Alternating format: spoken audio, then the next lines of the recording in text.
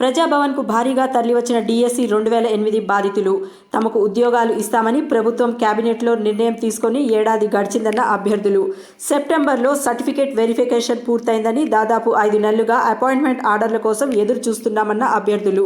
తమకు నియామక పత్రాలు అందించేలా షెడ్యూల్ ప్రకటించాలని ప్రభుత్వాన్ని కోరుతున్న అభ్యర్థులు.